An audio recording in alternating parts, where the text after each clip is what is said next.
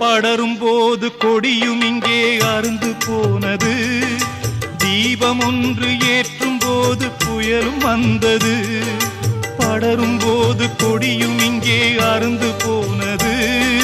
தீபம் ஒன்று ஏற்றும் போது புயலும் வந்தது.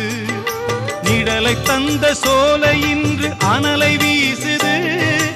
அமுதம் ஊட்டி வளர்த்த கையே விஷத்தை ஊட்டுது. நிழலை தந்த சோலை இன்று அனலை வீசுது. அமுதம் ஊட்டி வளர்த்த கையே விஷத்தை ஊட்டுது.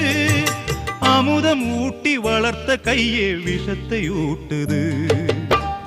இப்படியும் நடக்கும் என்று எவருக்கு இங்கே தெரியும்? அந்த இறைவன் போடும் விடுகதைக்கு எவருக்கு விடை புரியும்? இது யார் செய்த பாவம்? பதில் யார் சொல்லக்கூடும்? இது யார் செய்